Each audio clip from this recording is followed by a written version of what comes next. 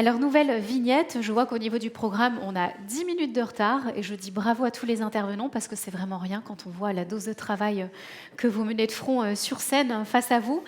On va consacrer donc cette nouvelle vignette à la réduction des risques, un long chemin vers la prévention, une étape animée par Pascal Leclerc et Stanislas Paul. Vous vous installez là-bas. Allez, je viens vous rejoindre. Bien sûr, j'arrive avec la zapette. Merci. À vous. Merci. L'objectif était donc de parler de la politique de réduction des risques à une époque où on n'avait pas encore de traitements antirétroviraux efficaces. Alors la politique de réduction des risques, d'abord, c'était la politique de réduction des risques de transmission par voie sexuelle. Donc je vous rappelle qu'avant qu'il y ait des traitements antirétroviraux efficaces, cela reposait sur un triptyque, l'abstinence, la fidélité, les préservatifs. Ce n'était pas très facile sur le plan personnel et ce n'était pas très facile non plus sur le plan politique, comme vous allez le voir dans la vidéo qui suit.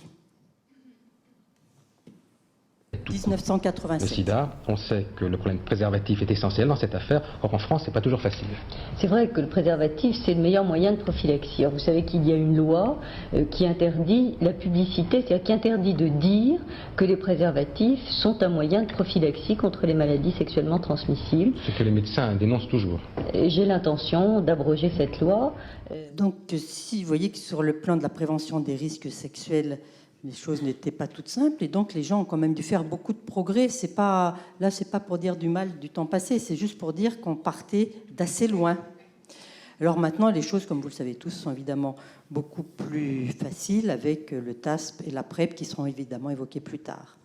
Donc si je passe la question des risques chez les usagers de drogue ayant des injections intraveineuses, eh bien, ça a été une des très grandes surprises de ma carrière.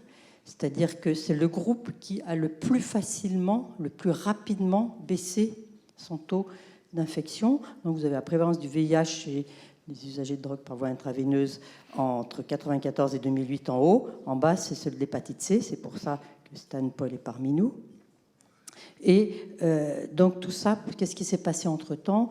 Ça a été la lutte contre la contamination par le matériel lui-même, que je n'évoquerai pas, mais aussi la lutte contre la contamination en travaillant sur l'utilisation de traitements de substitution des opiacés. Et on va lancer la vidéo de Pierre Cornier, psychiatre addictologue à Grenoble.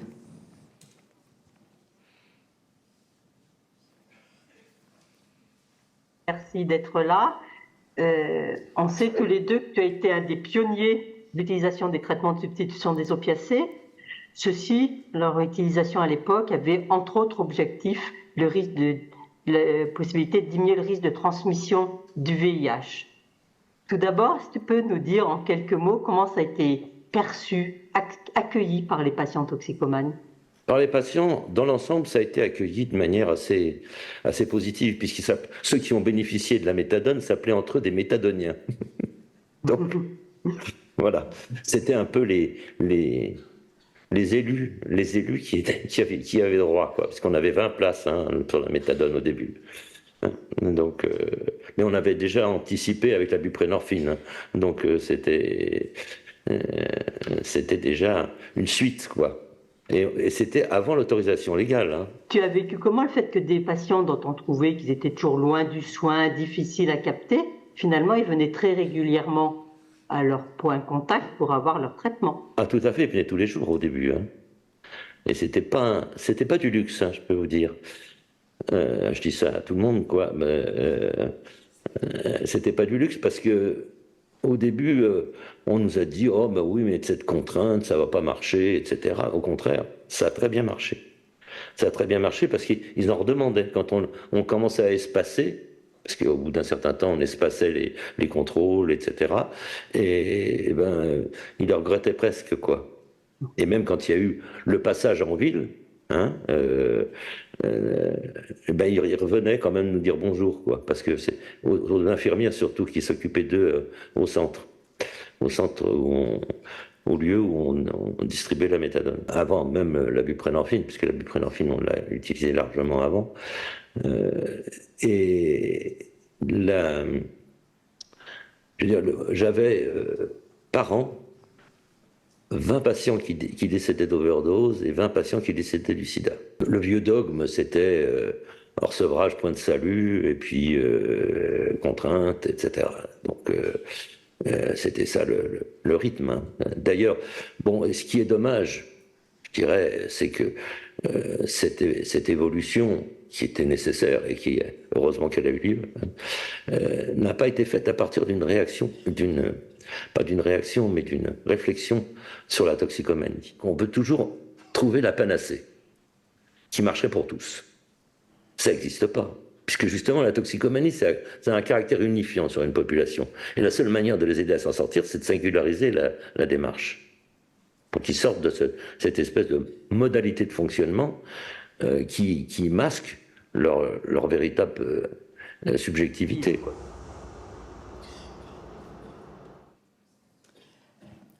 Stan, je l'appelle Stan, c'est Stan Paul, donc hépatologue. Comme l'a évoqué tout à l'heure Gilles Pialou, donc tu as rencontré l'univers de nos patients VIH et tu as été là aussi un des pionniers dans cette affaire-là. Oui, on l'a rencontré ensemble avec Gilles au milieu des années 80. Donc tout ce qui a été fait en hépatovirologie, c'est tout ce qu'on a entendu depuis le départ sur l'histoire du VIH. On est resté donc beaucoup dans l'ombre des développements du VIH, à la fois du fait des infections au départ, toutes les infections opportunistes, c'est-à-dire qu'on voyait des choses qu'on n'avait jamais connues précédemment, et puis ensuite tout le problème des hépatites, puisqu'il faut se rappeler que les hépatites virales, c'était la deuxième ou troisième cause de mortalité non VIH de toutes ces personnes vivant avec le VIH. Et donc on a bénéficié évidemment de tous les progrès qui ont été évoqués sur le développement des médicaments. Et je pense réellement que les médicaments ont été développés grâce au VIH, si je puis dire. Ça, il faut vraiment s'en souvenir.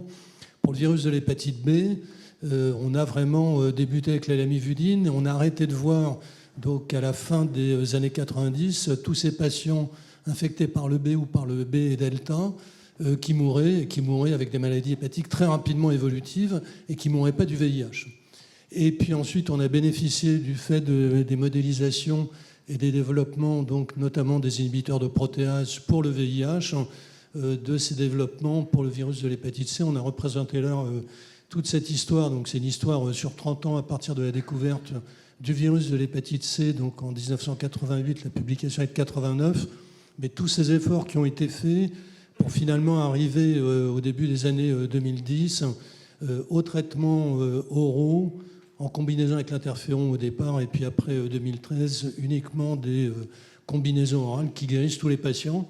Et donc ce qu'on avait vu précédemment avec la virosuppression du B, c'est aujourd'hui une guérison de tous les patients infectés par le virus de l'hépatite C. Et donc cet effet délétère donc disparaît totalement en termes de mortalité hépatique, mais aussi en termes de réduction des risques de mortalité extra-hépatique liés à l'inflammation chronique, comme pour le VIH, avec une réduction des pathologies cardiovasculaires, cérébrovasculaires. Donc on a vraiment vécu exactement la même histoire. Bon, aujourd'hui, on a beaucoup moins, je dirais, de patients infectés par le VIH parce qu'ils sont totalement pris en charge dans les services infectieux. Donc on avait une énorme interaction dans les années 85-95, beaucoup d'interactions jusqu'à 2010, et puis 2015, globalement, c'est surtout une prise en charge des patients mono ou co-infectés qui se fait dans les services d'infectiologie. Mais comme on le voyait sur la précédente diapositive, il y a plein de pathologies hépatiques qu'on continue d'observer. Et évidemment, demain, les pathologies principales, en dehors de celles qui sont liées à l'abus d'alcool, ça sera la gestion des stéatopathies métaboliques, en partie liées aux médicaments. On avait beaucoup d'hépatotoxicité médicamenteuse au départ, que ce soit avec les IP, les inhibiteurs non nucléosidiques. Mais aujourd'hui, il n'y a plus de soucis d'hépatotoxicité, mais par contre, il y a de la stéatopathie métabolique. Donc je pense qu'on continuera à collaborer. Et puis juste une mention, parce que je crois que c'est important, on a réussi à rentrer, si je puis dire, à la NRS, donc toute la partie hépatovirologie à la fin des années 90, ça a transformé là aussi les possibilités de discussion, tout ce que Jean-François a évoqué sur la démocratie sanitaire. On a appris tout ce qu'on vient d'entendre et ça a totalement aussi transformé le milieu hépatologique, qui était un milieu gastro-entérologique assez coincé. Je pense qu'on a perdu réellement quand même de l'efficacité par rapport à vous. Je vous rappelle que la vaccination anti-VHB créée en France à la fin des années 70 n'est obligatoire en France que depuis 2018. Donc il y a beaucoup de travail à faire, mais on n'a pas été aussi militant que vous l'avez été, et on a été très insuffisamment activiste, même si on avait le TRT5 et d'autres représentants associatifs au sein de la C24, au sein aussi de la cohorte Hépater.